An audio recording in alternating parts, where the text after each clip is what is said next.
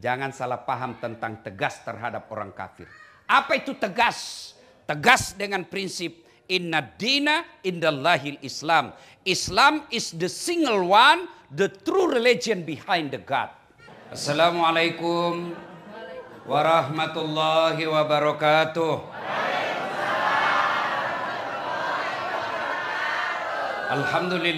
Alhamdulillahi rabbil alamin wa bihi nasta'inu ala umurid dunya waddin. Asyhadu an la ilaha illallah wa asyhadu anna Muhammadan abduhu wa rasuluh. Allahumma salli ala sayyidina Muhammad wa ala alihi wa sahbihi ajma'in. Amma ba'd. Faqad qala Allah subhanahu wa ta'ala fi kitabil karim. Bismillahirrahmanirrahim. Innallaha wa malaikatahu yusalluna 'alan nabi. Ya ayyuhalladzina amanu sallu alaihi wa sallimu taslima. Sesungguhnya Allah dan para malaikatnya bersalawat kepada Rasulullah Muhammad sallallahu alaihi wasallam. Maka wahai orang-orang yang beriman, bersalawatlah kalian kepada Rasulullah dengan sebaik-baik salawat. Ketika Allah perintahkan kita puasa, Allah tidak menunaikan ibadah puasa. Ketika Allah perintahkan kita sholat, Allah pun tidak pernah menunaikan ibadah sholat. Allah perintah kita tawaf, haji, umroh, Allah pun tidak pernah menunaikan ibadah haji dan umroh. Tetapi ketika Allah perintahkan kita bersalawat, maka Allah sampaikan innallaha wa malaikatahu yusalluna 'alan nabi. Sesungguhnya Allah dan para malaikatnya bersalawat kepada Rasulullah Muhammad sallallahu alaihi wasallam. Allah saja dan para malaikatnya bersalawat, maka kita ketika mendengarkan Rasulullah disebut namanya, maka Nabi katakan, umatku yang paling pelit di antara kalian, dia dengar namaku lalu dia tidak bersalawat kepadaku. Muhammad sallallahu alaihi wasallam. Ibu bapak saudara-saudara sekalian, pertama banyak-banyaklah bersalawat. Yang kedua, ibu bapak saudara-saudara sekalian, ada pernah dengar nama Yusuf Kalla? Pernah? Beliau kayaknya satu-satunya Indonesia yang 2 kali menjadi wakil presiden. Wakil presiden ke-10 dan wakil presiden ke-12. Ibu tahu orang apa dia? Bugis. Ya kan? Ah, ternyata ibu tahu enggak Pak Yusuf Kalla itu sepupu sekali dengan bapak saya. Oh. Ngaku Bu. Begitu di cross check ke Pak Yusuf Kalla, Pak JK katanya sepupu dengan bapaknya Pak Dasat Latif. Ah, siapa itu, namanya saja baru saya kenal. Iya kan? Ibu-ibu kenal Prabowo? Tahu Prabowo? Itu masih saudara sama saya itu, Bu. Ngaku. Begitu juga nanti di akhirat. Ya Allah, saya Islam. Ya Allah, saya Muslim. Ngaku sampean. Kamu ngaku. Kalau kamu Muslim, mana tandanya? Bapak-bapak di sini kan pegawai toh? Misalnya bapak pegawai di mana? Sebut satu. Pak Farhad. Di mana pegawainya? Hah? Hotel. Bapak kalau mau masuk di situ pakai ID card. Bapak-bapak kalau masuk kantor pakai ID card. Ya kan? Itu standar minimal. Saya ngaku pegawai, misalnya pegawai di Apple. Mesti ada standarnya apa? Ini kartuku. Kalau tidak, kau tidak boleh masuk. Begitu juga Islam. Di akhirat kelak Allah tanya, kalau kamu Islam mana karaktermu, mana identitasmu? Maka Allah sampaikan, identitas orang Islam itu adalah surah Al-Fat ayat 29. Surah apa Ibu? Surah apa? Al-Fat 29. Minimal selesai ceramah nanti update status. Identitas umat Islam, surah Al-Fat 29. Surah apa Ibu? Ayat? Masya Allah. Mari kita dengar bunyinya. Bismillahirrahmanirrahim. Muhammad Rasulullah. Bahwa Muhammad itu adalah Rasul Allah. Dan Rasul itu, Nabi itu dikasih mukjizat. Mukjizat itu Allah kasih berdasarkan tantangan zamannya. Nabi Musa dikasih mukjizat apa? Tongkatnya bisa jadi ular. Kenapa? Zaman itu tukang sihir paling hebat. Dikasih tongkat, tak. Ular-ularnya Fir'aun habis dimakan oleh tongkatnya Nabi Musa. Nabi Isa diberi mukjizat. Apa? Mampu menyembuhkan orang-orang penyakit kusta. Kenapa? Pada saat itu orang mengagungkan ilmu kedokteran. Tapi satu yang tidak bisa disembuhkan, kusta. Nabi Isa, dia usap, sembuh penyakitnya dengan izin Allah. Ya, Ibu. Nabi Sulaiman, pada saat itu orang mengagungkan kekayaan. Nabi Sulaiman diberikan kekayaan. Apa kekayaannya? Kerikil rumahnya emas. Ada di sini kerikil rumahnya emas? Paling orang Bugis giginya dikasih emas.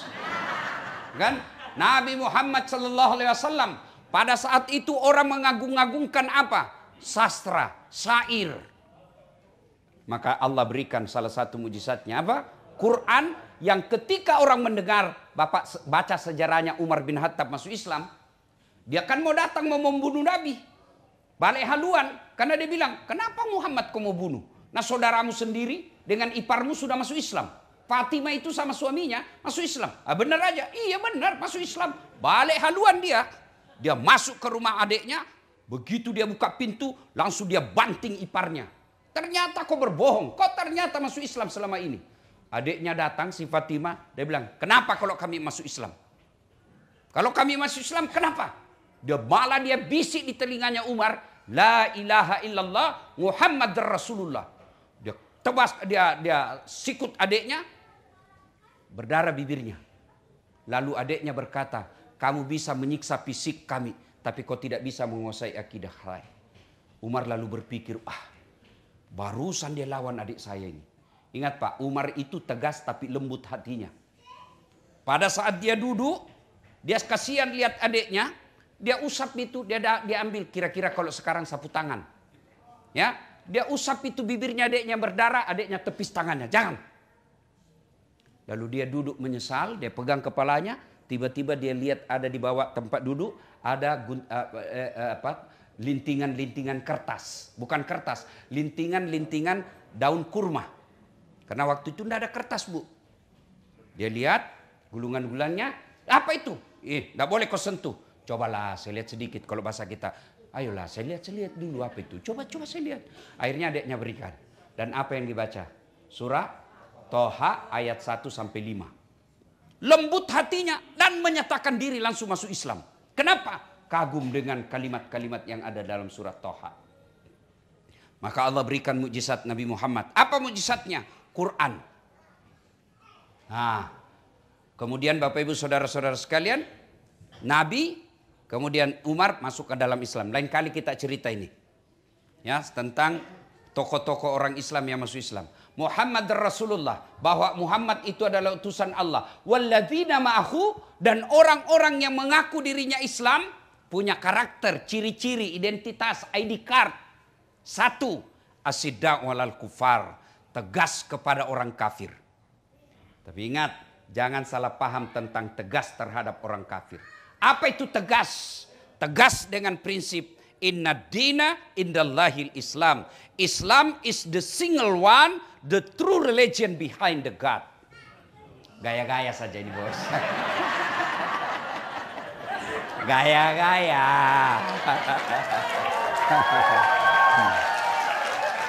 Ladies and gentlemen. Masya Allah. Harus ditanamkan itu dalam diri kita. Saya yakin sedulur-sedulur, tuan-tuan, bapak-bapak, mantap akidahnya. Tapi anak bagaimana? Saya punya kenalan baru hari ini, namanya Kamal. Casingnya Amerika, tapi jiwanya Muslim.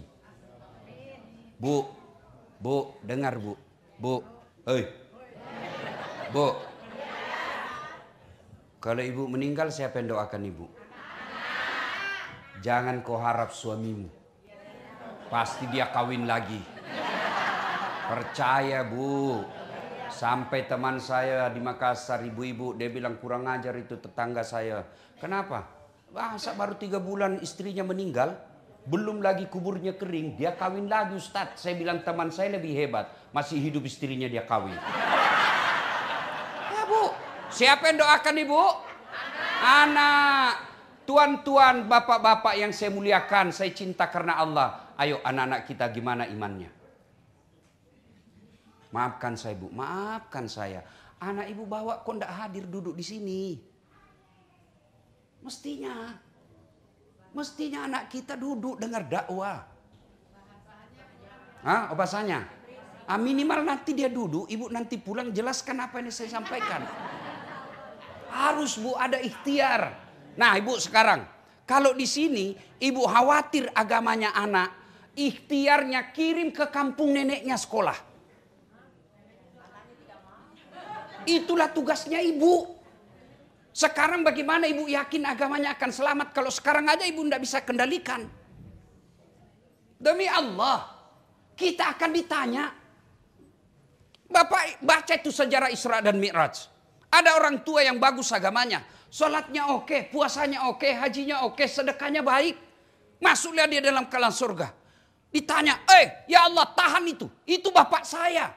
Itu orang tua saya. Kenapa dia masuk surga? Saya nih masuk neraka karena dia tidak didik saya dengan baik. Tidak pernah saya dikenalkan Islam. Dia sibuk cari nafkah. Dia sibuk urus dunia. Dia sibuk cari celengannya, sedepositonya. Tidak pernah saya diajari. Kalau saya masuk neraka, kenapa dia masuk surga? Bukankah dia bertanggung jawab kepada aku? Ingat Quran katakan anakmu nanti jadi musuh-musuhmu. Maka Allah katakan, Pak Haji, mau kemana? Mau ke surga. Tunggu dulu, belum selesai urusanmu nih. Siapa itu? Anak bungsuku ya Allah. Ku anfusakum wa ahlikum nara. Itu makna dari ayat, jaga diri dan keluargamu dari api neraka. Jangan sampai bapak sholat subuh tidak pernah dibangunkan anak. Ini penting. Jangan anggap remeh mendidik anak bu. Penting. Kenapa? Karena itulah masa depan kita ketika di alam kubur. Tuan-tuan yang saya hormati. Mau tahu masa depanmu nanti di akhirat? Lihat anakmu sekarang. Lihat anakmu sekarang. Kalau dia masih datang ke masjid berjamaah, insya Allah aman deh. Kalau malam Jumat dia masih baca Quran buka Yasin, insya Allah bisa kita remah. Kalau kita lihat dia masih pakai jilbab, alhamdulillah. Tapi kalau kau tidak pernah lihat dia sholat. Usianya sudah belasan tahun. Tidak pernah kau lihat dia datang ke masjid jamaah. Tidak pernah kau lihat dia pegang Al-Quran. Demi Allah itu tanda-tanda bakal sengsara hidupmu di Quran. Di kubur nanti. Ngapain kita jauh-jauh merantau cari dunia ke sini? Dunia hanya sementara. Dunia ini sementara. Wa mal hayatud dunya illa mataul hurur. Dunia ini hanya tipu daya. Transit.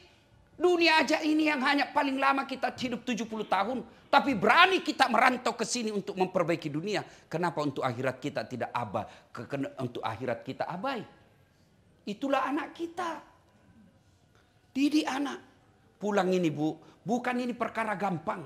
Bukan perkara gampang. Saya yakin tidak ada yang mati kelaparan anaknya di sini. Tapi yang mulai tidak sholat pasti banyak. Ini jangan marah dan merasa tertekan. Ini agar kita sadar untuk kembali evaluasi. Pentingnya menjaga akidah anak kita. Itulah yang disebut asiddaul al-kufar. Tegas kepada orang-orang kafir. Bukan tegas itu kita perangi. Bukan tegas kita lempar rumahnya. Itu keliru. Karena agama kita mengajarkan. Jangan kau celah Tuhan-Tuhan mereka. Jangan kau hancurkan rumah ibadah mereka. Yang kita tegas di sini adalah jaga anak kita. Pertama jaga caranya. Pendidikan anak kita. Jangan ibu bapak berpikir ini kan cuma pendidikan. Justru pendidikan itulah pintu masuknya agama. 2. Untuk menjaga anak kita. Bapak hati-hati pilih pendidikan. Kalau boleh saya bersaran. Kalau bapak tidak yakin bisa selamat akidahnya anak di sini. Bagaimana caranya bapak ibu bisa kirim ke Indonesia. Bawa ke pesantren. Minimal 3 tahun. Akidahnya kuat. Oke kau kembali ke sini. Kalau ibunya aja tidak sholat, bapaknya tidak sholat, anak kita bergaul bebas, sekolahnya juga sekolah yang tidak pernah belajar agama. Bagaimana ibu yakin agama anak kita akan selamat? Saya baru-baru juga ceramah ke Australia. Saya tanya, berapa tahun? Lebih 40. Berapa anaknya? 5. Agamanya? Yang 2 kayaknya masih Islam. Yang 3 sudah tidak jelas. Dari situ saya kalau boleh, jangan marah Pak. Kalau boleh kerja, kumpul uang, balik ke Indonesia selamatkan anak-anak kita akidahnya. 2, pendidikan. Yang kedua, nikah. Hati-hati carikan jodoh. Bolehlah dia menikah dengan beda agama kemudian masuk Islam seperti bapaknya si Kamal. Boleh, tapi pasangannya harus yakin pandai agama.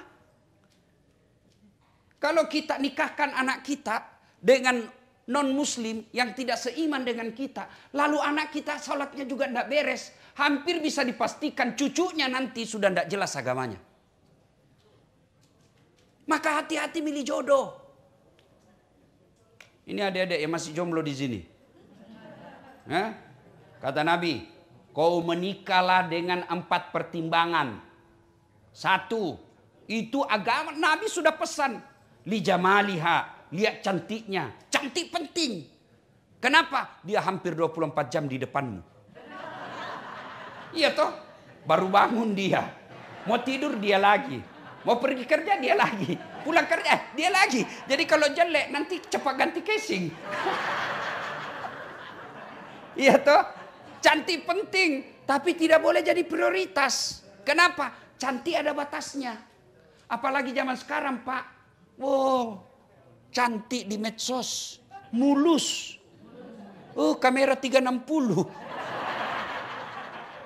Dari mana datangnya cinta? Dari Facebook turun ke WA. Dari mana datangnya kecewa? Setelah ketemu ternyata berbeda. Iya toh? Masya Allah. Cantik ada batasnya. Ya, ibu-ibu. 20 tahun cantik.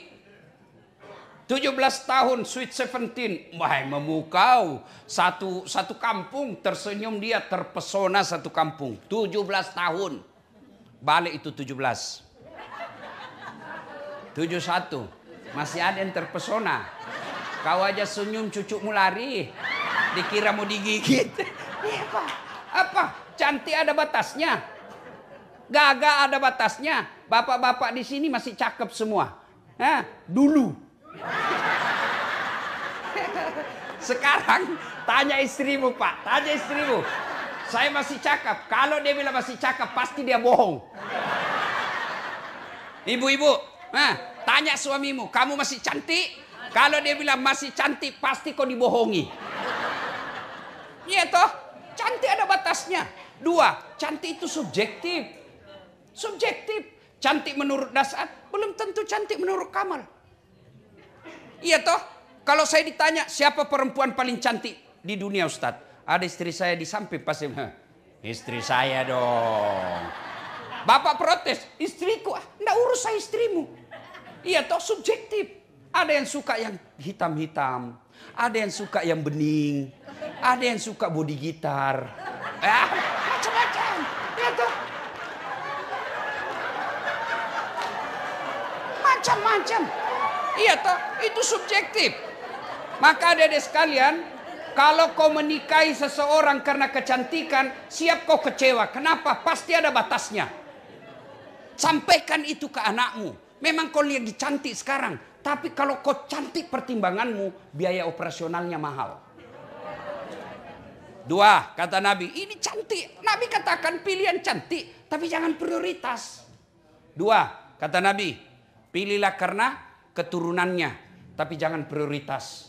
Kenapa? Ada orang bapaknya Nabi, anaknya jadi pengkhianat. Nabi Nuh. Ada orang bapaknya pengkhianat, anaknya jadi Nabi. Nabi Ibrahim alaihissalam. Ya, itulah sebabnya orang Jawa mengatakan bebet, bobot, dan bibit. Ya toh? Nggih? Nggih? You understand? Yes. Iya, Bu. Tapi tidak boleh prioritas. Penting kita lihat siapa bapaknya. Perlu kita lihat siapa ibunya. Tapi kalau anaknya baik, itulah dia. Yang ketiga, kata Nabi, ini nasihat buat bapak-bapak, pilihkan jodoh untuk anaknya. Yang ketiga, kata Nabi, pilihlah karena kekayaannya. Rasulullah menikahi Khadijah, salah satu pertimbangannya karena Khadijah orang paling kaya di Mekah waktu itu. Penting, tapi jangan prioritas. Kenapa? Kaya ada batasnya. Oh, dia kaya Ustadz, tidak bakal miskin 7 turunan. Betul, masalahnya dia turunan ke-8.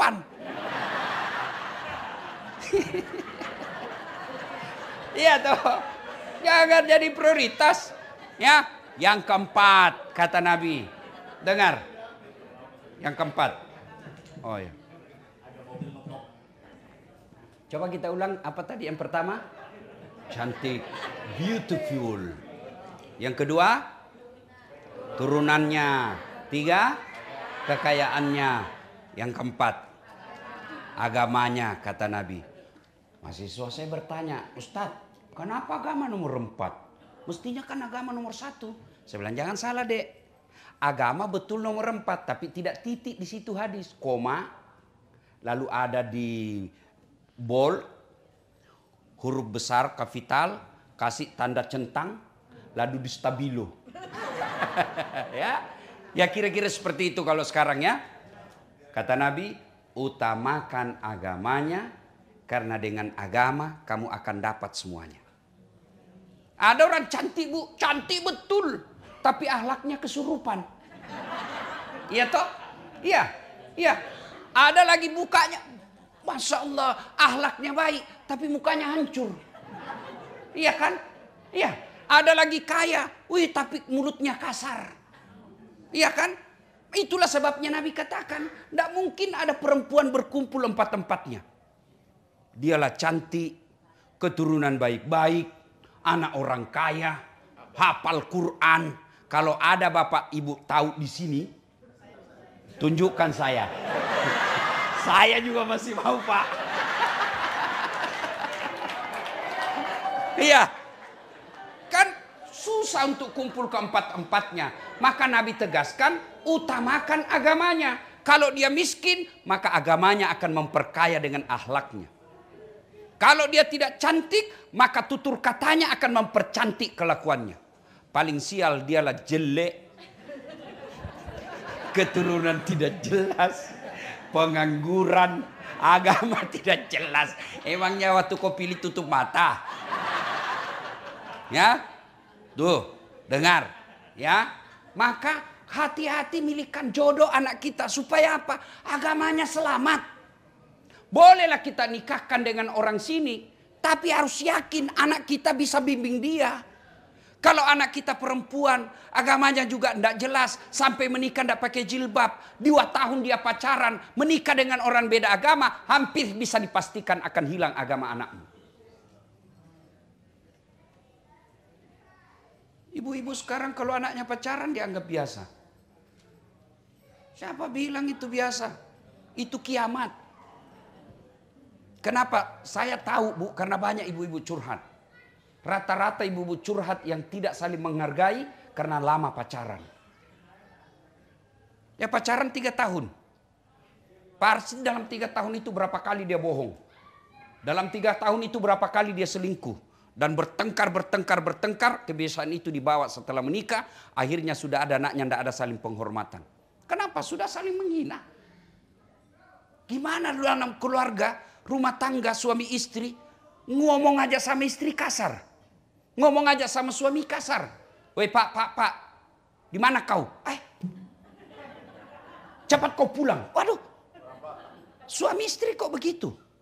Padahal Nabi katakan ketika hijrah dari Makkah ke Madinah, itu salah satu perintah Nabi dari 5, ahsin kalamaka, haluskan tutur katamu. Kalau kita orang Bugis, itu kalau kita bukan orang banyak, tapi kita itu kalau bahasa Jawa sampean, panjenengan. Itu kita itu. Mestinya ibu panggil suami panjenengan. Jangan kupikir, "Woi, kau di mana ini?" Ya ketawa, saya serius ini. Ya, pilihkan. Itu namanya tegas, hati-hati milih jodoh. Tegas itu. Hati-hati milihkan sekolah. Baru lahir ini yang mestinya nomor 1. Pilih nama-nama Islami. Coba kalau namanya Kamal, pasti orang bilang Islam.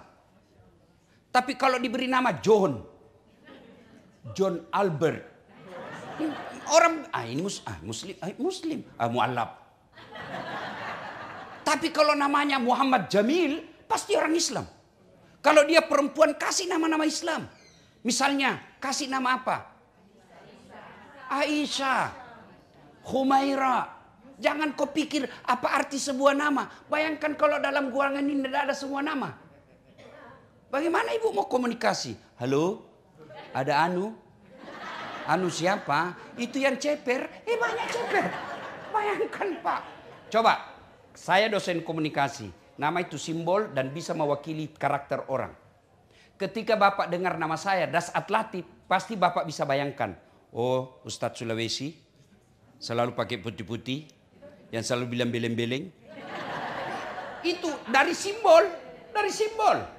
Maka nama itu penting, Bu. Dan itu bukan cuma di dunia, di akhirat. Sampai di akhirat, anak Bapak kasih nama. Lahir, cucu. Nah, saya kasih ke Khalid.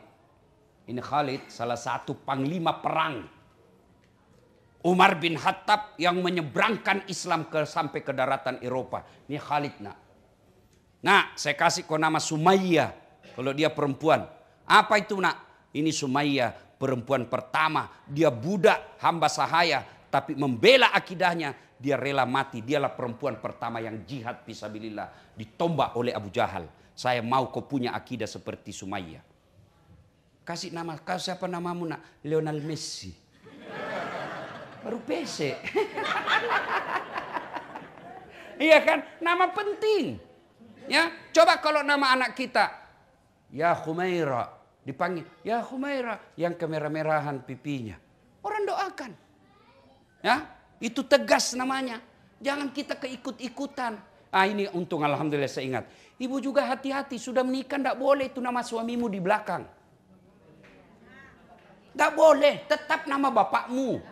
Itu budaya barat itu Bu. Misal istri saya, ini bapak-bapak ini yang salah juga. Kenapa mesti nama suami namamu di situ? Ya misalnya saya, istri saya namanya Naura. Naura Nasrun. Jadi kalau saya ganti di situ Naura Dasat, berarti anaknya si Dasat. Iya kan? Itu budaya Eropa.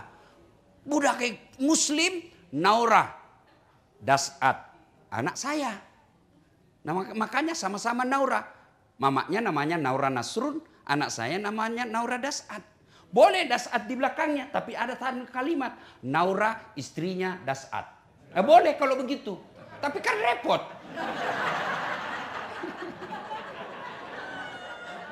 Jangan ketawa, saya serius ini Bu. Ya, itu nama penting. Itu bagian dari ketegasan. Bapak kasih nama anak ke barat-baratan. Kan tidak jelas agamanya.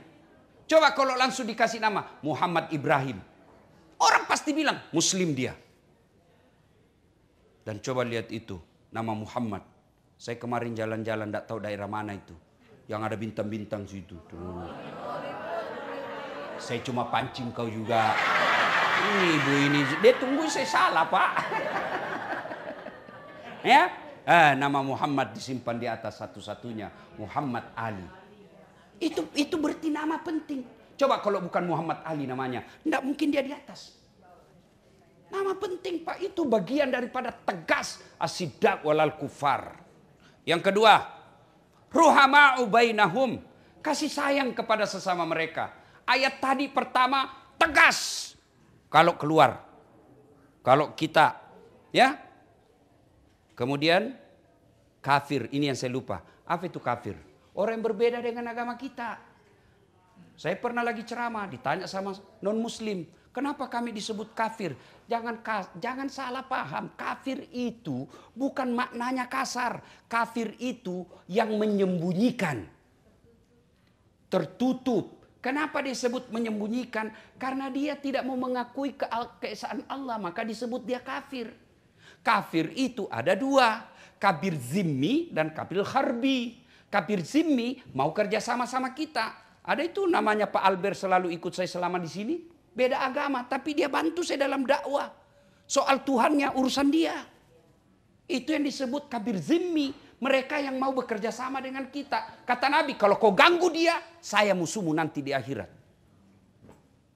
Ada yang disebut kafir harbi. Apa itu? Yang ganggu kita. Kita mau sholat dilempar kepala kita. Kita mau puasa dilarang. Itu kata Nabi boleh kau lawan. Tapi kan tidak ada begitu di sini. Nah yang kedua. Tanda orang Islam. Ingat baik-baik Bu. Surah ayat 29. Pertama, tegas kepada orang kafir. Yang kedua, ruhama'u bainahum, kasih sayang kepada sesama mereka. Innamal mu'minuna ikhwah, kata Allah. Orang Islam itu bersaudara. Dia tidak lihat rambutnya keriting atau putih atau pirang. Selama dia la ilaha illallah, itu saudaramu. Meskipun rasnya berbeda, itu saudaramu. Meskipun negaranya berbeda, itu saudaramu. Kalian dipersaudarakan bukan karena ras, bukan karena darah, tapi akidah. Bahkan Nabi katakan umatku itu seperti badan ini. Coba lihat badan kita, Pak. Ibu-ibu coba lihat badan. Tangan kanan gatal tanpa disuruh kiri yang garuk. Ya toh? Tangan kiri yang gatal tanpa diundang kanan yang garuk. Gatal dua-duanya, kerjasama. Iya, begitu mestinya kita di sini. Begitu mestinya kita di sini. Satu sakit, yang lain ikut merasakan. Satu yang ada masalah, kita bantu sama-sama. Itulah orang Islam. Ada orang baru masuk Islam, Pak. Meskipun dia kaya, dia boleh dan berhak mendapat zakat. 8 golongan orang berhak mendapat zakat. Satu diantaranya mu'allaf. Orang baru masuk Islam, meskipun dia kaya raya, boleh dikasih zakat. Tujuannya apa? Loh, kamu ditinggal oleh keluargamu karena kau beda agama dengan mereka. Sekarang kau saudara saya, ini loh penghargaan. Jangan cemas, kami saudaramu yang baru. Itu makna pemberian zakat. Maka kita bersaudara. Umat Islam itu seperti badan ini. Satu sakit yang lain ikut merasakan. Coba lihat, si Kamal pergi menyatakan cinta. Jalan-jalan dia. Tiba-tiba tahan tuh kakinya. Kaki tahan tuh. Seluruh tubuh bereaksi. Mulut dulu tuh yang bereaksi. Reaksi berikutnya mata mencari. Reaksi berikutnya mulut meniup. Reaksi berikutnya tangan mengusap. Waduh. Iya toh, padahal kaki yang bermasalah. Tidak ada orang tahan tuh kakinya. Jalan kau, siapa suruh kau pergi jalan? Jalan kau. Itulah Muslim. Itulah Islam. Wa'tasimu bihablillahi jami'a wa la tafarraku. Berpegang teguhlah engkau kepada tali persaudaraan agama Allah dan janganlah engkau bercerai-berai. Ini pegang erat-erat sebagai perantau, sebagai orang yang tinggalkan dan kita tinggal di negara ini, kita bersaudara. Saudara kita satu saudara seagama, yang kedua meskipun kita beda agama, kita saudara sebangsa, Persatuan Indonesia sila ketiga. Kita bersaudara. Cuma kadangkala yang membuat kita berpecah belah satu, gosip. Gibah. Duduk begini tuh masih gosip-gosip tuh. Dia terlambat datang temannya dilihat dari kepala. Dia enggak gosip tapi mukanya sinis.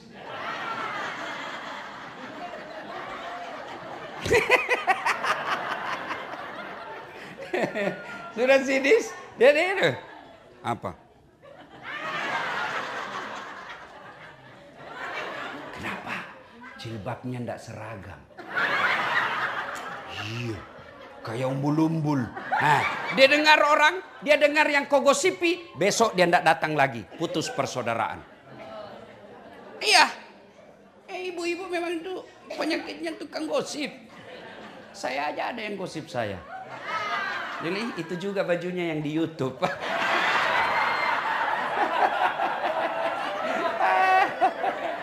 Bu, ada biasa yang berapologi. Itu kan benar. Yang saya sampaikan betul begitu sifatnya. Justru betulnya namanya gibah. Kalau salah namanya fitnah. Tidak ada alasan bisa cerita orang. Tidak ada. Jangan cerita jeleknya orang. Dia jelek urusannya dengan Allah. Jangan kau tambah-tambah.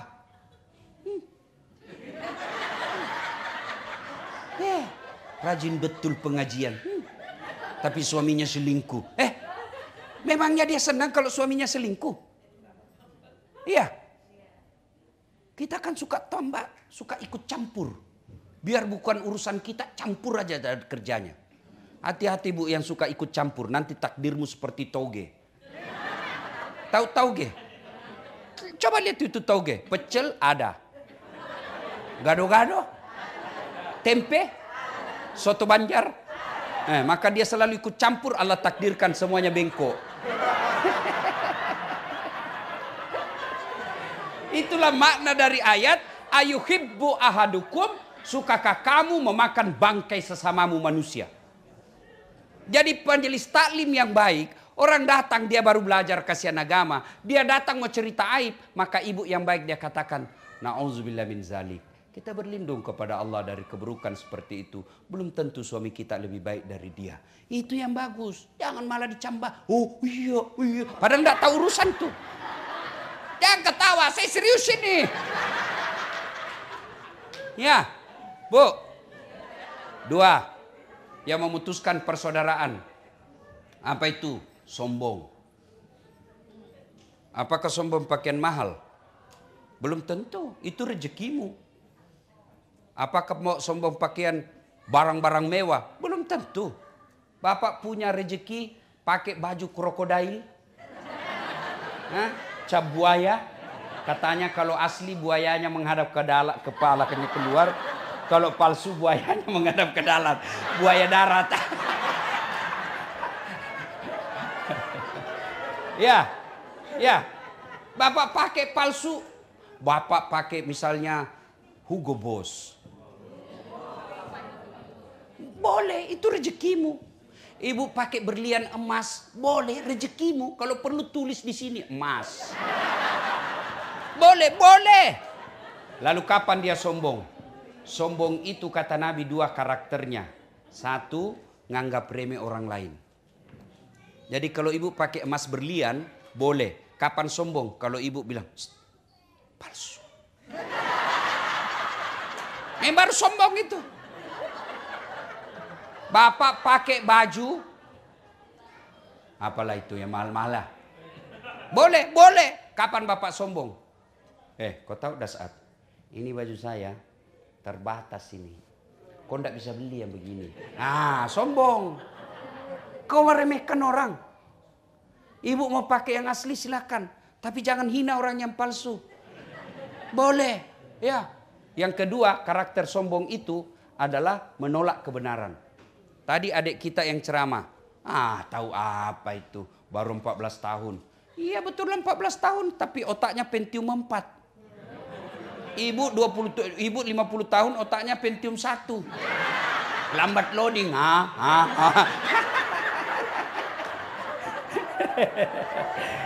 Jelas Ibu? Apa itu sombong? Remeh orang lain, menolak kebenaran. Dengar ceramah, dia tolak. Itu sombong itu. Abu Jahal, Abu Lahab, itu dia tahu Muhammad itu benar. Muhammad itu orang jujur. Maka diberi gelar Al-Amin, yang terpercaya. Lalu kenapa dia menolak Muhammad? Karena dia bilang, Bani Hashim. Ibaratnya suku dia lebih rendah, saya lebih tinggi. Saya pamannya, kok kemanakan saya kok jadikan nabi? Kenapa bukan saya pamannya? Itu sombong. Bapak remehkan orang, dia tidak lawan. Tapi lambat laun dia tinggalkan bapak, putus persaudaraan. Apa yang membuat kamu sombong? Coba gue bilang, apa? Kata Nabi, 4 penyebab datangnya sombong. 1, bertambahnya pangkat jabatan. Mau sombong? Pensiun Pak. Apa kau mau sombong dengan jabatan? Gubernur 5 tahun. Masih terpilih 10 tahun. Mau tidak mau, pasti kau keluar. Tuh Joko Widodo. 10 tahun, wabillahi taufiq wal hidayah. Masih mau pakai mobil Indonesia 1, lewat dibilang, oh sudah gila ini bapak ini. Apa kamu sombong? Presiden aja enggak boleh sombong, apalagi ketua masjid.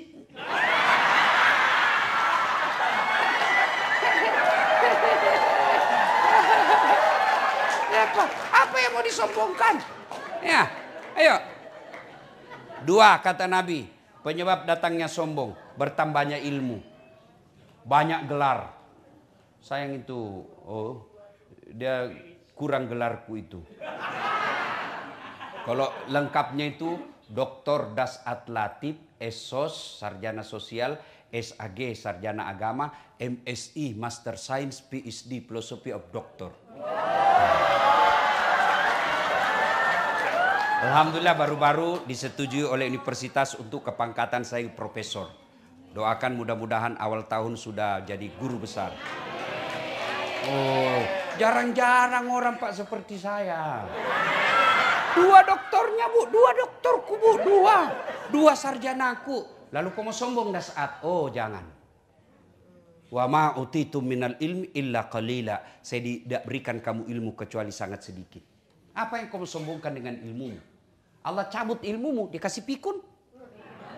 Apa? Hah? Ada cerita ini Pak, wallahu alam benar atau tidak? Banyak sekali gelarnya Pak.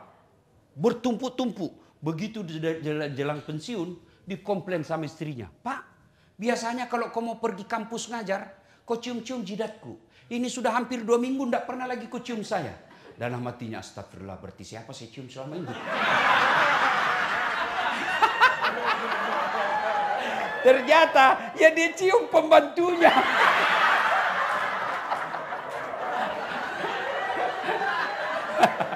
Jangan juga modus. Pak Farhat mentah-mentah sudah dengar ini, pura-pura pikun.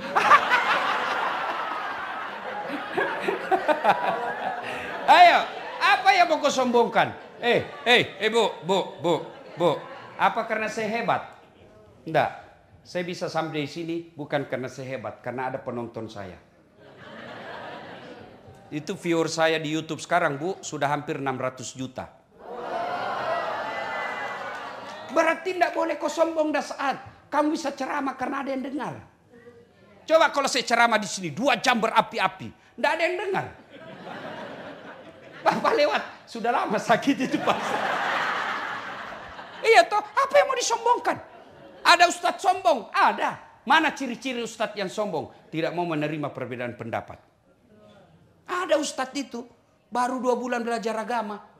Dikafir-kafirkan kita. Tidak sunnah. Kau bilang kau saja sudah sunnah aja kau sudah salah paham. Dasar dari sunnah saja kau sudah salah. Yang namanya sunnah bukan kewajiban. Kau tuduh saya tidak sunnah. Siapa bilang? Sunnah yang lain kan saya laksanakan. Dia komplain kan, ada itu di Facebook Bapak baca, saya dituduh Ustadz tidak sunnah. Di Facebook, Ustadz sunnah. Saya cari nama saya, tidak ada. Samping kanannya, Ustadz tidak sunnah. Nomor 13. Saya tanya, kenapa kau tuduh saya tidak sunnah? Buktinya, kau tidak pelihara jenggot. Saya bilang, kalau tidak mau tumbuh. Mau diapa? Ayo, ada Ustadz tidak mau menerima perbedaan pendapat. Nah, ini perlu saya pahamkan. Kenapa terjadi perbedaan pendapat di ulama fikih? Karena beda sudut pandang. Yang ada sama kita ini para ulama, yang ada sampai ke kita, hadis itu dalam bentuk tulisan. Bukan dalam bentuk gambar. Bukan dalam bentuk audiovisual. Kalau gambar dan audiovisual pasti seragam kita. Cuma kan ini tidak ada definisi konkretnya. Misalnya takbir sejajar dengan bahu. Kan sudah beda-beda. Tidak ada gambarnya. Contoh paling ringan saya selalu bilang. Bapak kalau Nabi bilang saya tidak makan. Saya tidak makan. Apa Bapak Ibu pahami? Nah, puasa. Apa lagi? Lapar. Apa lagi? Diet. Apa lagi? Apa lagi? Itu baru 1 kata itu. Saya tidak lapar. Sudah berapa paham? Begitulah sebabnya terjadi perbedaan pendapat. Iya Bu. Jadi kalau terjadi perbedaan pendapat, lalu dia tidak mau menerima pendapat orang lain, itu karakter ustadz yang sombong. Hanya mau menang sendiri. Ya. 3. Penyebab datangnya sombong. Apa itu? Bertambahnya harta. Tadinya miskin. Tiba-tiba dapat pembebasan lahan. Langsung kaya. Mulai sombong. Jangan sombong dengan kekayaanmu. Allah marah, gempa, longsor, tsunami, habis kekayaanmu. Oke lah masih ada kekayaanmu, tapi Allah marah, dia titip satu penyakit di badanmu, duitmu miliaran tapi tidak ada bisa kau makan. Duitnya 7 miliar Pak. Begitu ke dokter, Pak menurut hasil laboratorium, ini Bapak dilarang makan nasi. Duitnya 7 miliar dilarang makan nasi. Oh iya Kak Dok. Terus ini juga kalau lihat datanya Pak, Bapak tidak boleh makan daging. Apalagi ikan, udang, telur, tidak boleh semua Pak. Anu juga Pak, tidak boleh juga makan garam. Tidak boleh makan gula Pak ya. Jangan makan yang berminyak-minyak. Jadi apa yang bisa saya makan Dok? Ya menurut hasil lab Bapak hanya boleh makan ubi rebus. Duitnya 7 miliar tapi cuma bisa makan ubi rebus. Sudah cukup belum? Belum cukup itu sampai di situ. Apa kata dokter? Pak ini Bapak selama aktif kerja kan tidak pernah kena matahari. Di rumah AC, di mobil AC, di kantor ber-AC. Jadi mulai besok Pak kalau bisa pagi-pagi Bapak jalan berjemur ya. Jangan pakai baju. Supaya kena matahari bajunya Pak ya. Pakai juga celana pendek supaya kena matahari ini ya. Jangan pakai peci. Ya kalau bisa Bapak jangan pakai sendal. Jam 9 sampai jam 10 dia kelilinglah di kawasannya. Nggak pakai sendal, nggak pakai baju. Apa bedanya sama gembel?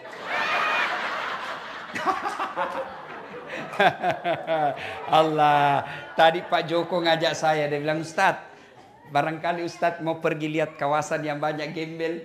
Saya bilang ngapain saya pilih gembel? Di Indonesia banyak gembel Pak.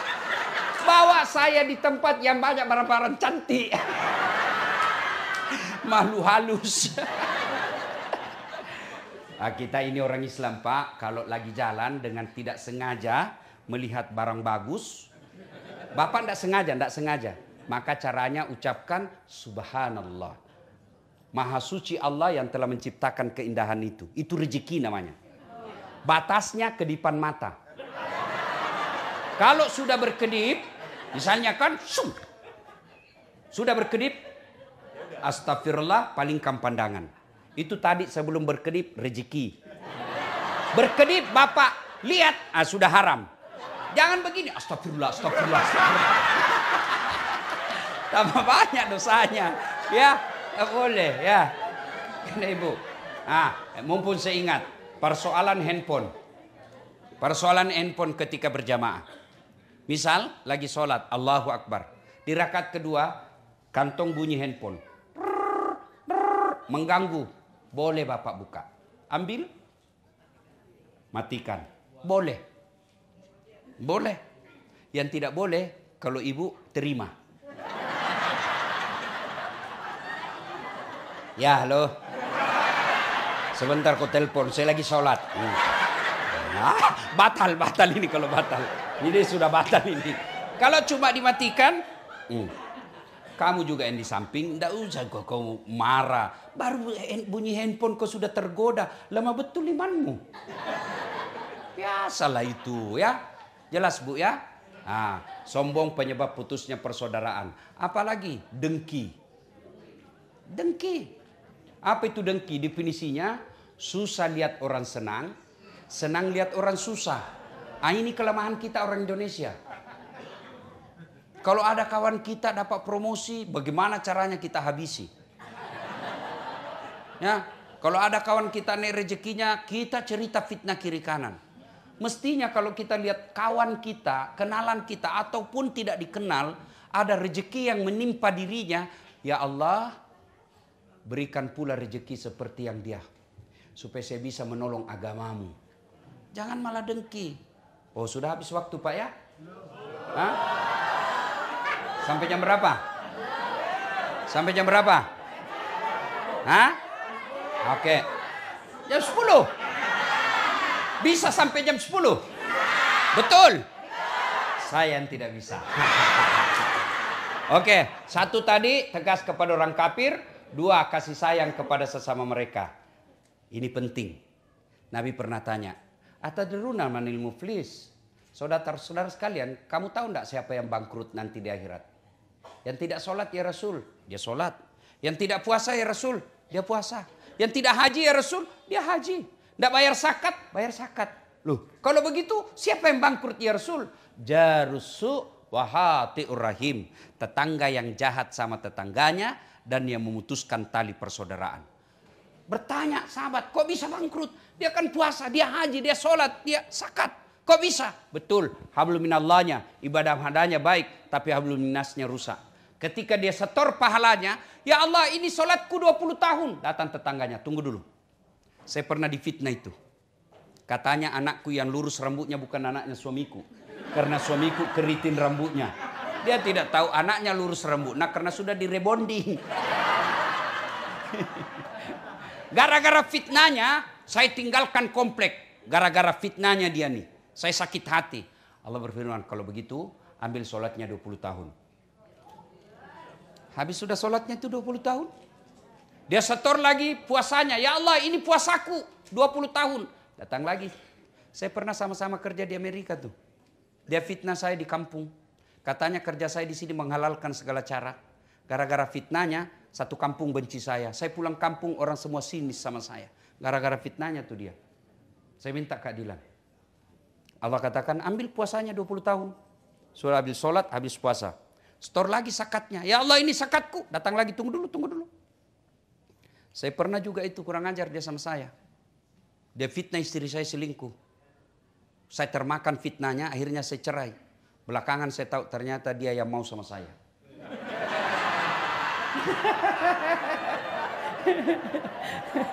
Saya minta kepadamu ya Allah. Allah katakan ya sudah ambil zakatnya. Habis sudah amalnya tua, habis. Semua habis. Masih ada orang yang datang. Saya juga pernah. Dia serobot tanahku. Saya sama-sama merantau. Saya beli tanah, dia serobot tanah saya. Saya mau lapor polisi, temannya polisi. Saya minta keadilan. Dia kata yang tadi banyak amalnya. Ya Allah bagaimana lagi? Puasaku habis, sholatku habis, sedekahku habis, zakatku habis. Mana lagi? Allah berfirman, tidak ada kebatilan yang tidak ada balasannya. Supaya adil, ambil dosanya orang yang pernah kusakiti. Itulah pentingnya ini silaturahmi. Biar bapak-bapak hitam jidat, puasa Senin Kamis, tadarus setiap hari, itikaf di masjid. Tapi dalam satu komplek tidak ada yang senang bapak. Bapak bukan orang spesial. Karena Nabi katakan, hairun nas anfa'uhum linnas. Sebaik-baik manusia di antara kalian yang paling banyak manfaatnya buat orang lain. Itulah yang jadi saya memotivasi saya kalau dakwah buat orang senyum dan tertawa. Kalau saya tidak bisa nasihati paling tidak dia bisa lupa masalahnya. Dengan ketawa-ketawa. Iya kan Bu? Iya Bu? Alhamdulillah. Ya. Ruhama'u bainahum. Yang ketiga, tarahum rukka'an sujada. Kamu lihat mereka ruku dan sujud solat 5 waktu. Nah Ibu, halo Bu, Pak, ada ini orang kerja seharian. Dari jam 5 dia sudah tinggalkan kantor, pulang jam 10 malam. Laparlah dia di jalan. Dia singgah beli nasi bungkus. Kan lapar kan Pak? Beli nasi bungkus. Setelah punya nasi bungkus, nasinya dia buang, bungkusnya dia makan. Ada yang begitu? Ada yang begitu? Ada. Itulah orang yang datang ke Amerika jauh-jauh cari nafkah dan dia tidak sholat. Itu namanya. Nasinya dia buang, bungkusnya dia makan. Itulah orang yang setengah mati cari uang, dapat uang, dia beli nasi bungkus. Tapi dia anak buang nasinya. Oh, itulah mereka yang cari nafkah kok lupa sholat. Kenapa hidupku susah Ustaz? Ibu pasti tidak sholat. Kenapa keluargaku tidak rukun? Pasti dalam keluarga tidak sholat. Mana ada manusia yang tidak ada masalahnya? Tunjukkan saya di tempat ini yang tidak ada masalahnya. Ayo. Kalau bapak-bapak saya lihat ini masalah paling besar, mau kawin lagi takut sama istrinya. Iya toh Pak, sudah usah bohong Pak. Kalau kami orang Bugis tidak pernah takut sama istri. Cuma istri kami lebih berani. Ini Bapak pikir saya ceramah. Bapak pikir tidak ada masalah saya Bu? Banyak masalah saya. Kadang-kala kita ditipu.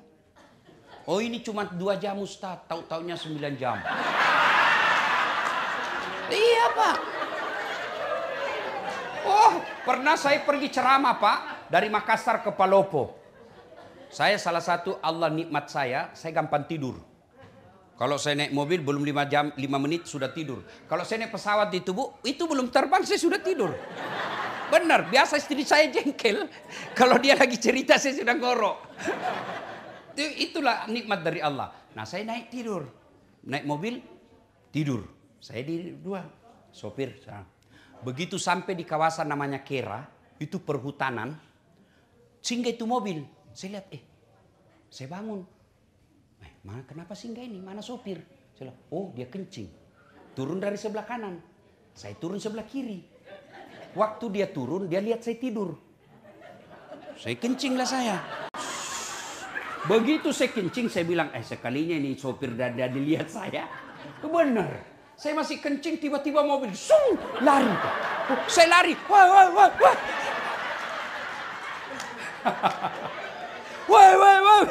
Apalagi sudah laju. Saya mau telepon di atas mobil. Baju saya kemana-mana kan selalu begini Bu. Baju dalam saya putih, saya buka karena saya takut lecek. Saya buka, baju dalam saya putih. Ini putih, songkok saya putih. Nggak ada yang singgah mau ambil saya Bu. Semua mobil lewat saya kasih, nggak ada, kan tengah hutan. Dia kira saya pocong. Jadi saya punya inisiatif, saya bilang sekali di tengah saja. Saya bilang nanti dikira betul saya pocong, ditabrak, minggir saya Pak. Ditinggal saya Pak, gerimis, basah kuyup. Saya sholat di pinggir jalan, sholat subuh. Saya berpikir, mudah-mudahan ini sopir, kalau azan subuh dia sadar, dia kasih bangun saya. Bener. Begitu dia baru sadar. Azan, Pak Ustadz, mana Pak Ustadz? Baru dia balik, jam berapa dia baru tiba di tempat saya Bu? 6:15 menit. Dari jam 1 dini hari. Turun dia, saya rasanya saya mau tempeling, tapi saya lihat lebih besar dari saya. Mundur saya Pak. Kalau bilang, kalau saya berkelahi ke atas saya duduk aja jengkel begini. Yang paling menjengkelkan begitu saya sampai di rumah dinas wali kota Palopo, dia bilang, Pak Wali Kota, Pak Ustadz, kenapa bisa kau lupa kopormu? Berarti bohong ini orang ini. Kan terlambat sampai lokasi karena balik lagi jemput saya dan itu jauh. Ternyata ditanya, kenapa kopor lama? Pak Ustadz lupa kopornya, jadi kita balik lagi Pak. Itu semua pernah saya rasakan Bu. Sering. Ya, pernah juga saya ke pesisir Kalimantan. Ya, Sekata namanya. Itu kita lewat, sungai-sungai kecil ada buaya. Berjemur dia buka liang bulutnya. Tapi dia tidak berani ganggu saya. Karena dia bilang, senior ada di atas. Macam-macam Bu, Masya Allah. Belum lagi kita dikasih ceramah, tidak dikasih makan dulu. Macam-macam. Oh Allah. Oh, bukan di sini, bukan ini, bukan. Ibu sangka buruk lagi, bukan ini. Bukan ya. Macam-macam Bu. Wah, tapi masalah paling besar buat saya sekarang Bu, banyak janda-janda curhat. Ustadz, baru saja suami saya meninggal. Adakah doa-doa penenang jiwa? Saya kirimilah doa. Lama-lama dia bilang, Ustadz, jiwaku sudah tenang. Maukah Ustadz menjadi imam dalam hidupku? Aduh, mohon maaf Ibu, saya bukan imam, saya penceramah. Masalah Pak. Mana ada orang tidak ada masalah. Bapak sudah kerja, karir bagus, apa masalahnya? Terancam pensiun. Iya kan? Berumah tangga, ada orang sudah ada anaknya tidak punya rumah sampai sekarang. Ada punya rumah tapi apa masalahnya? Tidak ada anaknya. Ada rumahnya, ada anaknya, apa masalahnya? Suaminya selingkuh. Jadi bupati 1 periode, mau 2 periode. Sudah 2 periode, mau gubernur. Sudah gubernur, ditangkap KPK. Itu, tidak ada orang, tidak ada masalahnya Pak. Semua kita, alhamdulillah tuan-tuan, Allah tidak berkata ada saat kalau ada masalahmu kaya dulu. Ada masalahmu, kau jadi pejabat dulu. Ada masalahmu, kau selebriti dulu. Tidak, Allah cuma minta 2. Ista'inu bisabri wassalah. Sabar, perbaiki solatmu, saya yang selesaikan semua masalahmu. Itu janji Allah. Jadi kalau ada masalah dalam rumah tangga, dalam pekerjaan, dalam cita-cita, tidak usah cari kambing hitam, koreksi sholat. Tidak mungkin Allah sengsarakan orang yang tidak sholat. Orang yang sholat, tidak mungkin. Saya sholat Ustadz, betul Bapak sholat tapi tidak ikhlas. Hayalah sholat, asar lagi. Enggak kan tidak ikhlas. Saya sholat Ustadz, betul kok sholat tapi tidak ikhlas. Mana buktinya? Sholat Pak, waduh kayak main-main. Bismillah. Korat berdua ya kan Ustaz. Siratal ladzina an'amta 'alaihim ghairil maghdubi 'alaihim waladdallin. Iya toh, Bapak ketawa karena membayangkan diri sendiri. Ya kan? Ada orang sholat kayak ditiup angin.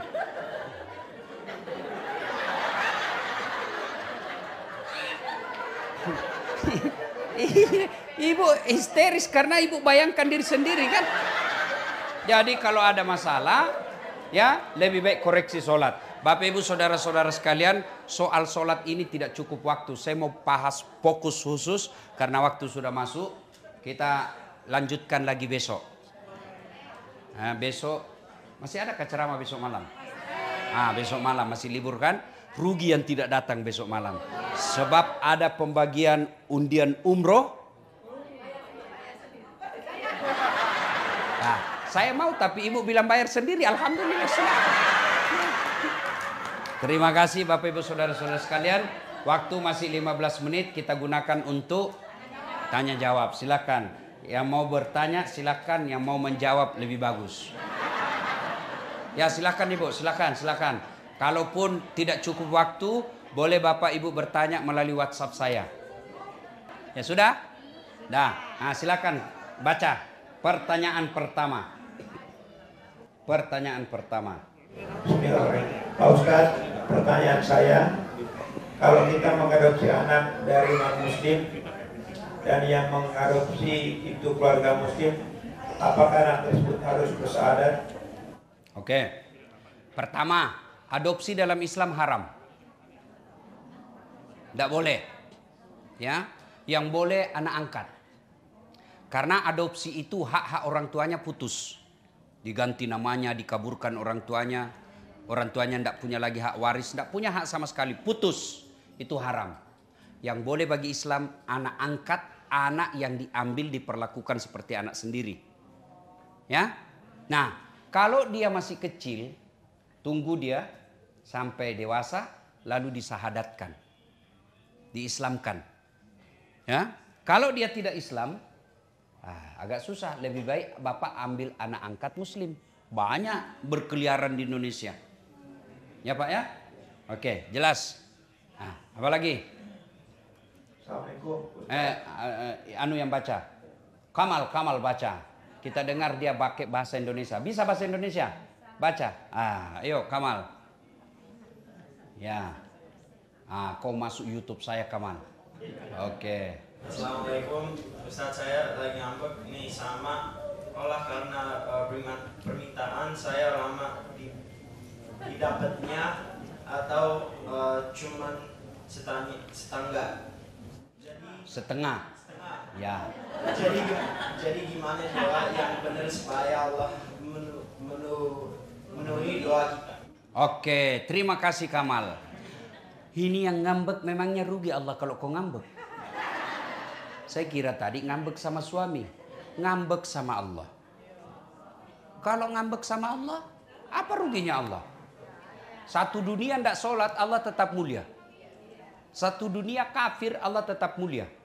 Nah sekarang, kenapa Allah tidak kabulkan doa? Bukan tidak dikabulkan. Dengar baik-baik, ini yang saya bahas tadi subuh. Kullu nafsin, berdoalah kamu, ud'uni astajib lakum. Kata Allah, berdoa kamu kepadaku pasti saya kabulkan. Itu Allah yang bilang. Doa kau pasti saya kabulkan. Itu Allah yang katakan. Berarti semua doa dikabulkan. Cuma dikabulkannya Bu ada 4 cara. Satu, cara pertama, apa yang dia minta Allah kasih sesuai yang dia minta. Itu namanya taufik. Ya Allah, sembuhkan penyakitku. Betul sembuh.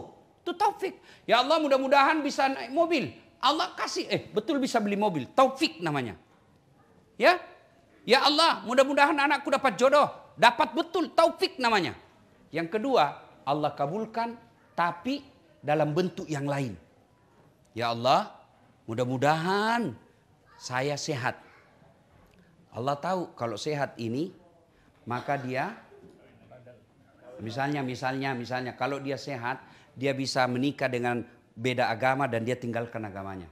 Biar aja dia tetap sakit, tapi saya kasih anaknya jadi soleh. Ya, ya Allah, berikan saya mobil. Allah tahu kalau ada mobilnya ini tabrakan, mati, sudah, tidak usah saya kasih kau mobil, tapi saya kasih kau kesehatan. Ibu-ibu punya anak, usia 10 tahun, minta dibelikan motor, ibu belikan enggak? Apa karena ibu enggak sayang? Justru sayangnya. Tapi ibu belikan apa? Saya belikan kau laptop nak, kau pakai belajar. Itu yang disebut Allah kabulkan dalam bentuk yang lain. Saya tamat SMA setelah gagal jadi tentara, saya daftar fakultas kedokteran. Mau jadi dokter. 3 kali Pak saya daftar. Tidak ada lulus nama saya. Padahal saya kelas fisika, jurusan fisika 1. Paling hebat dalam kelas saya. Ya. Tidak lulus 3 kali. Saya ikut 3 tahun berturut-turut. Teman saya lulus. Allah tahu. Kasih tahu jawabannya. Pulang kuliah terjadi tabrakan Pak. Saya turun tolong dia. Berceceran darah di aspal. Dia yang tabrakan, saya yang pingsan. Kenapa? Saya tidak bisa lihat darah. Sampai saat ini saya tidak bisa lihat darah. Lihat aja di YouTube ataupun di grup-grup. Kalau lihat orang berdarah itu rasanya pening perasaan saya.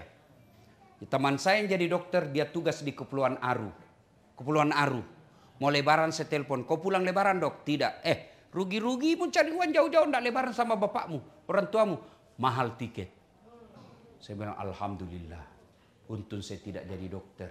Saya jadi ustadz kemana-mana Pak. Enggak pernah pusing soal tiket. Allah kasih yang terbaik. Jadi ibu berhenti ngambek. Berhenti ngambek. Allah tahu itu bukan yang terbaik yang kita minta. Yang ketiga, cara Allah mengabulkan ditunda. Ibu tahu Prabowo berdoa sejak 2014. Jadi apa? Presiden. 2014 sudah minta presiden. Lawannya sama Bapak Joko Widodo. Iya toh?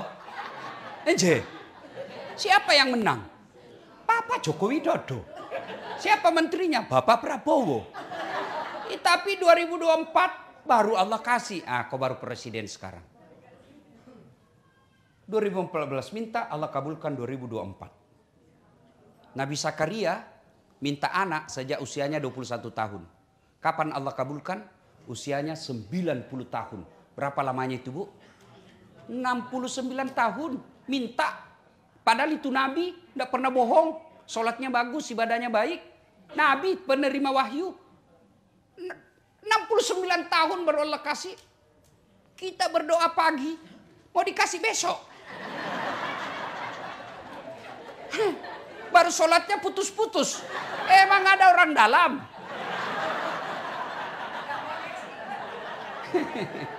Jelas ya? Yang keempat, Allah tunda sampai hari kiamat. Sampai di akhir nanti. Kan dijelaskan ada orang dikasih hadiah oleh Allah ketika Nabi ceritakan, nih saya kasih kamu. Dia bilang, ya Allah banyak betul kau kasih saya. Ibaratnya amalnya 5, Allah kasih 5.000. Kau banyak betul. Allah sampaikan, wahai hambaku, itulah doamu yang saya tidak kasih ke waktu di dunia, baru saya kasih sekarang. Jadi doa jangan sangka buruk. Rugi Bu kalau ngambek. Ngambek sama suami masih ada harapan. Kenapa? Boleh ganti. Ya toh? Betul. You understand? Thank you very much. Ada lagi? Ayo, tanya lagi, baca lagi deh, Kamal. Ya.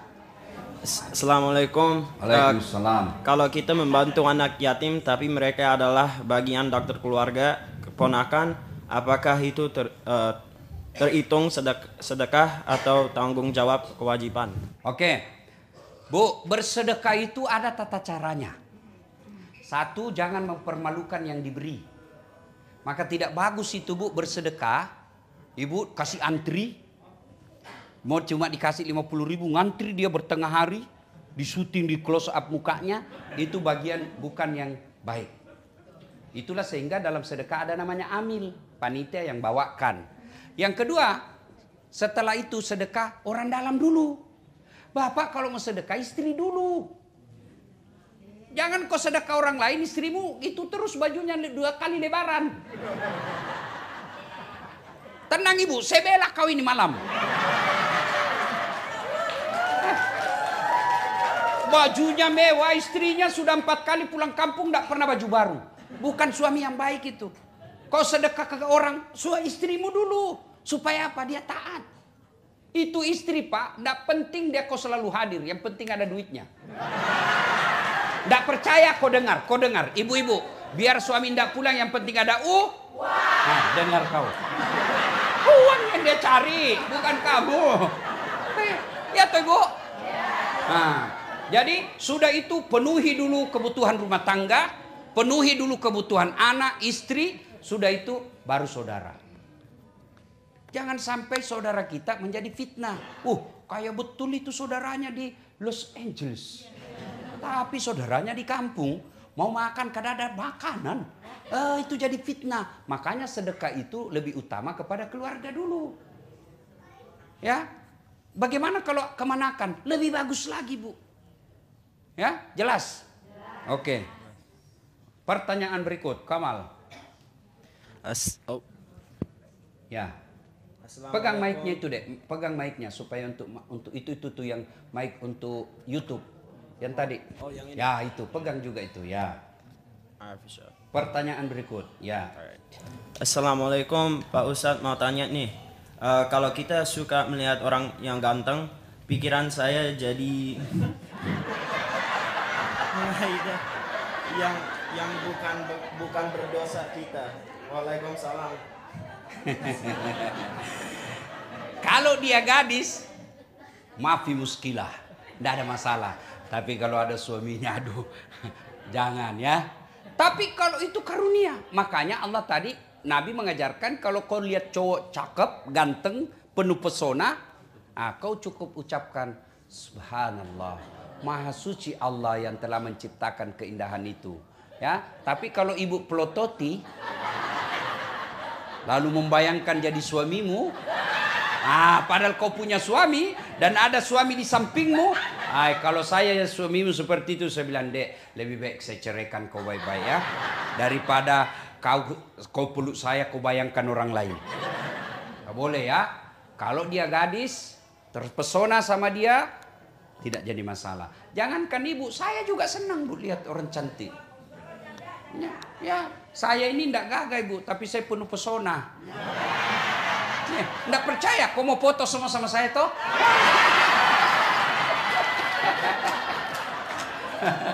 Ya, nah kalau kita lelaki, saya bohong kalau saya bilang saya tidak suka lihat cewek cantik. Enggak, semua itu fitrah manusia. Ya, masih senang daripada saya suka lihat cowok gagah. Jelas, baca lagi, kawal. Oke. Assalamualaikum Pak Ustadz, kalau kebangun pas azan subuh terus kita bersih dua dan wudhu, salat subuhnya 15 ke 20 menit setelah azan, salat subuhnya termasuk atau telat enggak Pak? Ya, kalau dibilang telat sudah telat, sah. Kalaupun Bapak misalnya lembur, pulangnya jam 4 subuh karena cari nafkah, Bapak baring-baring ternyata bangun jam 9, boleh sholat. Caranya bangun langsung wudhu sholat. Jangan ngaso dulu. Ngopi dulu baru sholat. Enggak. Bangun meskipun jam 11. Kalau betul-betul Bapak ketiduran. Bahkan jangankan ketiduran. Lupa saja boleh. Misalnya baru ingat. Kemarin waktu ada pesta pengantin lupa saya sholat duhur. Begitu ingat ambil wudhu sholat. Boleh. Ya. Sholat itu tepat waktu. Baik. Tapi yang dianjurkan awal waktu. Bapak sholat subuh, sholat asar, misalnya masuk waktu jam 3 sampai setengah 6. Ibu sholat jam 5 itu masih tepat waktu. Tapi yang dianjurkan azan langsung sholat awal waktu namanya. Anggaplah kita darurat seperti saya sekarang, boleh saya jamak. Duhur 2, asar 2. Namanya jamak. Kalau diringkas jadi 2-2 jamak kasar. Kalau 4-4 namanya jamak. Kalau kasar jamak kasar, 2 duhur 2 asar. Ya? Jelas? Oke, bos. Habis? Masih ada? Masih banyak. Masih banyak. Oke, Kamal, baca lagi. Assalamualaikum Pak Ustadz, mohon tanya apakah main atau jual beli saham itu haram atau apa hukumnya? Nah, Ibu, sampai sekarang ini masuk masalah khilafiyah, perbedaan pendapat ulama. Ada yang mengatakan haram karena dia seolah-olah sifat judi, tidak jelas. Ada yang juga mengatakan halal. Inilah disebut dalam fikih namanya subhat. Subhat itu samar-samar, abu-abu. Kata Nabi, kalau kamu selamat tinggalkan. Jelas ya? Oke. Apa lagi? Pertanyaan kedua, apakah life insurance dalam Islam diperbolehkan? Diperbolehkan, sama tadi. Sama tadi soal insurans atau asuransi. Itulah sehingga muncul ada namanya asuransi syariah. Karena tadi itu perdebatan ulama. Ya, sudah sama. Ada yang halalkan, ada yang haramkan. Namanya subhat, samar-samar. Tapi anjuran Nabi kalau kamu selamat tinggalkan. Tapi di Amerika ini mana bisa hidup orang tanpa asuransi.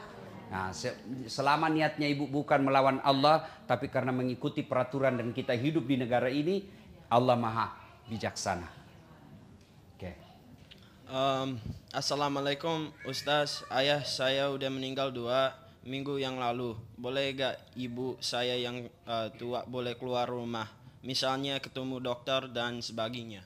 Oke, kalau suami sudah wafat, maka ibu kalau punya anak lelaki sama anak. Kalaupun keluar, ulama-ulama modern tidak mengharamkan selama ibu keluar betul-betul tidak macam-macam. Apalagi kalau usianya ibu sudah 65. Siapa juga yang mau goda ibu ya? Rugi bu, rugi. Kecuali ibunya masih janda muda. 30 tahun ya, sebaiknya jalan selalu ada mahramnya untuk menghindari fitnah. Bagi perempuan janda itu kata Nabi hanya mereka mampu bertahan 6 bulan kalau dia masih haid. Kalau sudah tidak, biasanya perempuan itu kan tidak tergoda lagi sama, saya tidak tahu lah, ibu-ibu lebih tahu yang soal itu kan. Nah sekarang ibu kalau mau keluar sebaiknya ditemani lelaki. Jangankan belanja ibu, orang pergi ibadah umroh dan haji saja itu kan harus dengan mahramnya. Ya, makanya kalau perempuan saya itu kalau keluarga saya mau keluar negeri dan dia perempuan sendiri, saya tidak pernah anjurkan. Kau mau sekolah di Indonesia juga bisa sekolah. Mau belajar apa? Semua bisa ada. Ya, saya tidak juga sekolah ke luar negeri, alhamdulillah bisa juga seperti saya sekarang. Ya, jelas ya. Sebaiknya perempuan terhormat itu. Ya, ini alhamdulillah saya ingat 4 syarat perempuan dirindukan surga. 1 dia sholat, dia puasa Ramadan. 3 dia jaga harga dirinya. 4 dia patuhi perintah suaminya. Jaga harga diri ini diantaranya pakai busana muslimah. Busana muslimah tidak mesti jilbab, boleh sarung ibu pakai, kasih peniti selesai. Yang penting tutup jilbabnya. Ada juga perempuan jilbab 3 lapis kan. Ada merahnya, kuningnya, birunya. Dia kasih miring lagi sedikit. Nah, boleh variasi ya. Ya, yang tidak boleh bu jilbab sakaratil maut. Ibu tahu jilbab sakaratil maut? Ada itu yang dia kasih tali, dia ikat-ikat di lehernya, baru dia kasih ke sini, tidak bisa goyang lagi lehernya. Nah, itu belen-belen namanya itu. Ayo ada lagi Kamal, ayo lagi dek Kamal. Apakah kita boleh sholat sunnah masjid bisa khutbah Jumat berlangsung? Ya, ketika sholat Jumat berlangsung, bisa. Ya, datang bapak terlambat, pernah terjadi pada zaman Nabi, sahabat langsung turun duduk, Nabi anjurkan kau sholat Jumat, sholat sunnah dulu 2 rakaat. Sholatnya apa? Berbeda pendapat. Ada yang bilang sholat tahiyatul masjid, ada juga yang menyatakan sholat qabliyah Jumat. Pokoknya sholat sunnah 2 rakaat. Ya, lain kalau sudah sholat sudah masuk sholat, ya sudah langsung sholat, tidak usah lagi sholat sunnah. Jangan sholat sunnah dulu, baru selesai sholat sunnah, selesai sudah sholat Jumat. Maka sebaiknya bapak-bapak datang lebih awal. Ini kita ini umumnya kan datang paling lambat, pulang paling cepat, orang khotbah dia tidur. Mau masuk surga, kok kira ada orang nenek muda urus kok di dalam. Ya, ayo Kamal, apa lagi? Assalamualaikum Ustadz, gimana menangani orang yang baru belajar agama tapi tidaknya tingkahnya melebihi guru agama. Orang tua seperti ini gampang banget Menyalahkan, membidak-bidakan, memberi kalimat dua yang menjudge. Oke. Jadi ibu menyikapinya, ibu ndak usah dengar, tapi jangan celah. Karena kalau ibu celah dan berdosa. Jadi caranya ya sudah, dengar kalau mau dengar. Tapi kalau ibu merasa sakit hati saya kalau dengar dibilang kita kafir, ya sudah ditinggal. Caranya begini Bas, daripada kita saling menyakiti, silakan kau amalkan apa yang kamu yakini, tapi tolong hormati juga pendapat saya dan saya hormati pendapatmu. Cara menyikapinya, hormati. Kalau bapak merasa mampu katakan, dek sudahlah, kau amalkan apa yang kamu yakini, saya juga amalkan apa yang saya yakini, kita saling menghormati saja, tidak usah bahas. Saya begitu biasa, kalau ada orang saya tahu tidak ada gunanya, ya sudah, saya tidak mau bahas yang membuat saya berbeda. Karena bisa saling menyakiti perasaan. Ya, ada lagi? Cukup ya. Kalau masih ada mau bertanya silakan di WhatsApp saya tadi. Mudah-mudahan ada faedah dan manfaat. Terima kasih. Lebih dan kurangnya mohon dimaafkan. Usikum wa nafsi bitaqwallah fastabiqul khairat. Assalamualaikum warahmatullahi wabarakatuh.